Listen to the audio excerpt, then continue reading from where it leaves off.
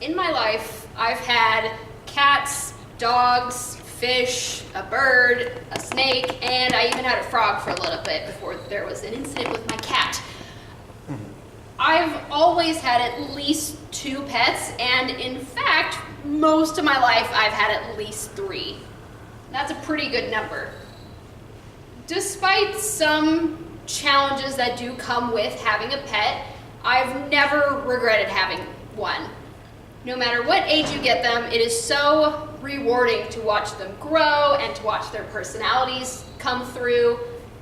And you get so much just unconditional love in return that for me is irreplaceable.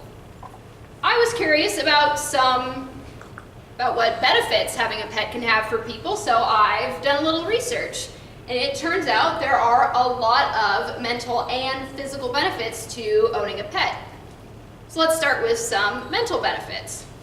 People who own a pet are less likely to be depressed. Pets have been shown in many studies to lower people's stress and anxiety levels. They accomplish this by increasing our serotonin and dopamine production in the brain, which in turn calms us down and helps to just relax us. And this I can definitely attest to. It always makes me feel so much better at the end of the day to just go home and just sit on the couch with the dogs for a little bit.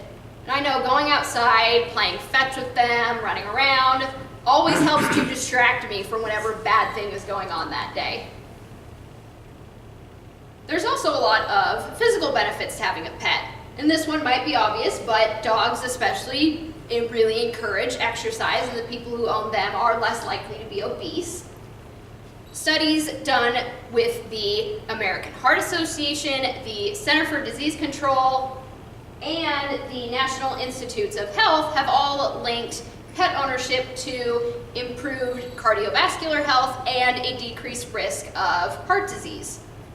Pets can lower people's blood pressure, cholesterol, and triglyceride levels, which are all risk factors of heart attacks. Of the people who had a heart attack, they had an improved recovery rate and tended to live longer than the people who didn't. And who really doesn't want that?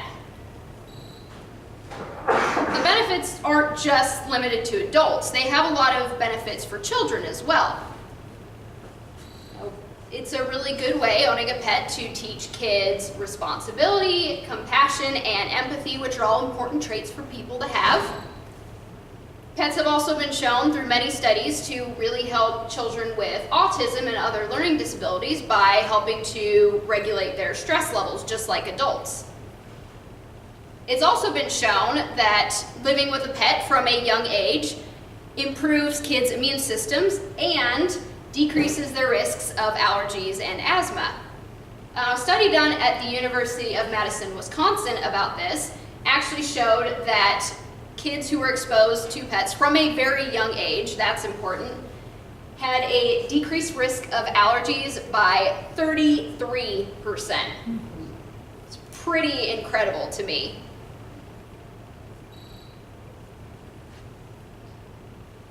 Now I know some people don't like animals as much as I do, and there's some negatives people would argue about having one.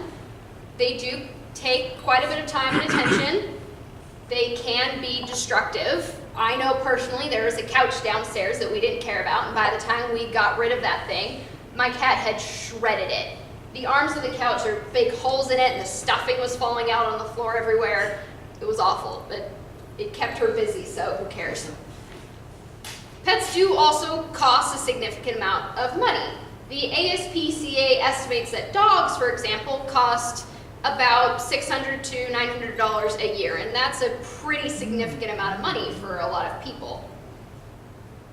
Despite these, I do think there is a pet to fit every family's time and budget. If you don't have a lot of time, it might not be best to get a dog, but there are pets and animals that don't require as much attention as they do.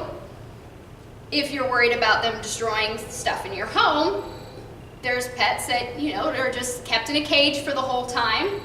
Hamster's not going to do much damage. You can always find ways to pet-proof your home. You know, for example, I grew up with cats primarily, and what I always found really effective to get them to stop scratching at the furniture was to put up double-sided tape or sandpaper. Doesn't look good, but it's very effective. You know, if it's the money you're worried about, it is definitely something to look into further, but again, there's pets and animals that don't cost quite as much as a cat or a dog would. For me, all of the benefits that having a pet far outweigh any difficulties that might come with them. They will improve your mental and physical health while improving the immune system of your child. And they are a great excuse to leave a party or a family gathering early that you wouldn't want to attend. Because really, what decent person is going to argue with the fact that you have to go home and feed your dog or let your dog out to pee? So, the big thing I've learned from all of my research in this is do yourself and your family a favor. Go get a pet. Madam Toastmaster.